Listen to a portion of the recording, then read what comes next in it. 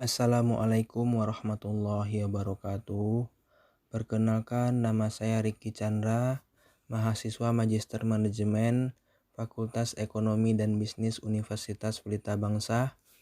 Video ini saya buat untuk memenuhi tugas ujian tengah semester atau UTS dengan mata kuliah Kewirausahaan, dosen pengampu Ibu Dr. Retno Purwani Setianingrum SEMM. Di video ini saya akan menjelaskan secara singkat apa itu bisnis model kanvas dan akan dituangkan dalam sebuah usaha martabak manis. Apa itu bisnis model kanvas atau BMC? BMC adalah model bisnis yang memaparkan 9 elemen bisnis secara singkat dan jelas. BMC pertama kali diperkenalkan oleh Alexander Osterwalder. BMC merupakan bisnis plan yang sangat sederhana, bisa untuk menentukan tujuan bisnis dan strategi bisnis kita ke depannya. Elemen yang pertama adalah customer segment. Customer segment adalah penggolongan orang-orang yang mungkin tertarik dengan value proposition bisnis kita. Di dalam customer segment ada beberapa kategori. Yang pertama, segmen pasar yang luas dengan jenis kebutuhan dan masalah yang sama. Yang kedua, segmen pasar yang lebih spesifik. Yang ketiga, segmen pasar yang memiliki kebutuhan berbeda akan tetapi dalam satu kategori.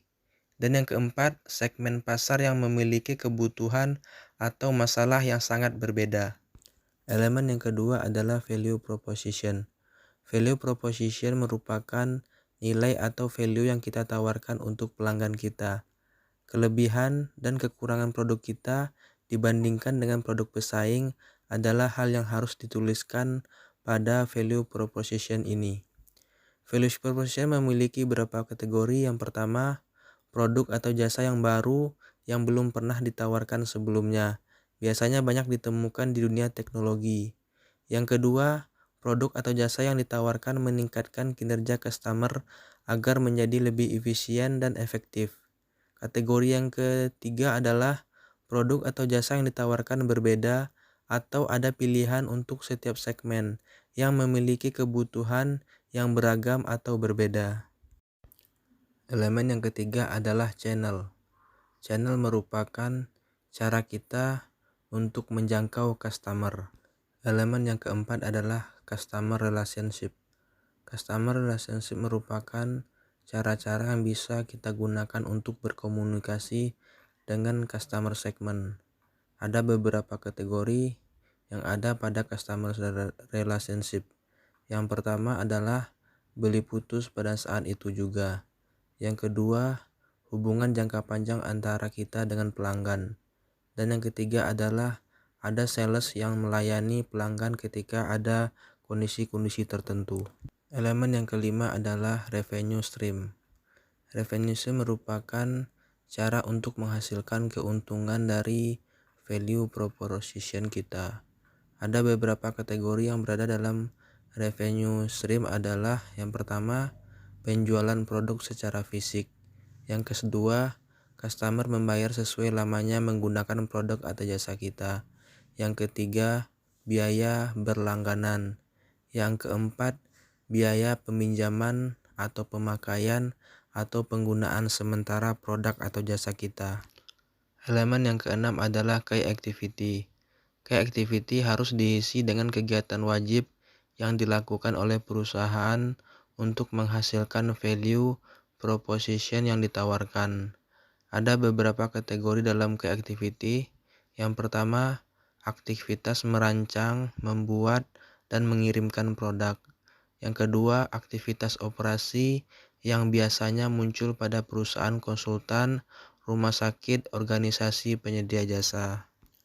Elemen yang ketujuh adalah key resource, merupakan hal-hal paling penting yang harus kita punyai agar key activity bisa dijalankan dan value proposition bisa diberikan pada customer. Ada beberapa kategori di dalam key resource. Yang pertama, fasilitas pabrik, gedung-gedung, kendaraan, dan mesin. Yang kedua, brand, hak paten, copyright, database, database partnership, informasi rahasia perusahaan. Yang ketiga, tenaga kerja. Dan yang keempat, sumber daya keuangan perusahaan, cash, kredit, obligasi, maupun saham. Elemen yang kedelapan adalah key partners. Key partners adalah pihak-pihak yang bisa kita ajak untuk bekerja sama. Ada beberapa kategori dalam key partners. Yang pertama, bekerja sama dengan perusahaan yang tidak sejenis. Yang kedua, bekerja sama dengan perusahaan kompetitor. Yang ketiga, bekerja sama untuk membentuk usaha baru. Dan yang keempat, hubungan hanya sebagai pembeli dan penjual. Elemen yang kesembilan adalah cost struktur. Cost struktur adalah rincian biaya-biaya terbesar yang harus kita keluarkan untuk melakukan key activity dan menghasilkan value proposition. Ada beberapa kategori yang ada di dalam cost struktur. Yang pertama, biaya-biaya tetap yang muncul yang tidak tergantung pada jumlah produksi.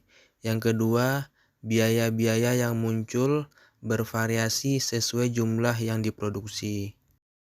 Yang pertama, customer segmentation. Di mana customer segmentation dari martabak manis ini adalah seluruh masyarakat yang berada di wilayah Cikarang, baik itu anak-anak, pelajar, mahasiswa, pegawai kantoran, maupun karyawan. Yang kedua, value proposition martabak manis. Yang pertama, menjamin akan menjual atau menyajikan martabak manis dalam berbagai pilihan rasa dan topping. Yang kedua, menjamin martabak manis bisa dinikmati di warung utama atau di gerai-gerai lainnya.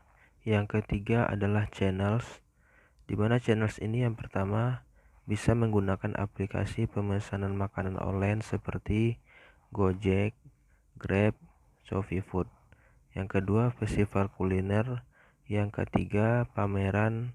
Yang keempat, media sosial seperti Instagram, Facebook, YouTube, TikTok, dan lain-lain. Yang keempat, customer relationship. Yang pertama, memberikan potongan harga 30% atau lebih khusus untuk pembelian ketiga dan kelipatannya. Yang kedua, promo gratis minuman khusus untuk pemesanan martabak manis spesial dan komplit. Yang ketiga, potongan harga yang khusus untuk acara pameran atau festival.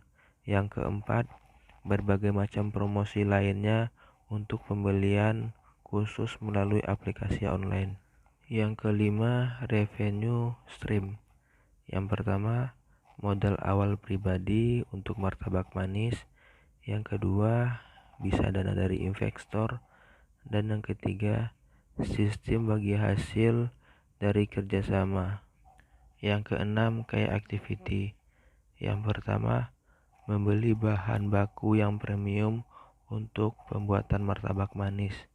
Yang kedua, membuat martabak manis yang berkualitas tinggi dan bercita rasa. Yang ketiga, memberikan pelayanan yang ramah, cepat, dan memuaskan. Yang keempat, mempertahankan soal rasa supaya pelanggan bertahan dan bertambah serta dapat bersaing dengan kompetitor. Yang ketujuh, key resource. Yang pertama, memilih lokasi warung yang strategis dan mudah dijangkau. Yang kedua, mempunyai alat masak yang praktis dan modern. Yang ketiga, memiliki karyawan yang kompeten untuk mengolah martabak manis. Yang keempat, memilih supplier bahan baku yang terpercaya. Yang kedelapan, key partners. Yang pertama, supplier bahan baku pembuatan martabak manis yang premium.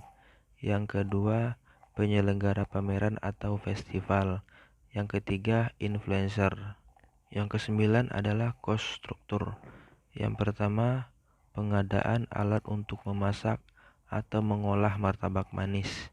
Yang kedua, mempersiapkan lokasi untuk warung termasuk bahan baku dan peralatan. Yang ketiga, mempersiapkan anggaran untuk pemasaran dan promosi meliputi opening, promosi, festival, dan pameran kuliner. Demikian bisnis model kanvas yang bisa saya sampaikan. Apabila ada kata-kata yang tidak berkenan, mohon dimaafkan. Sekian dan terima kasih.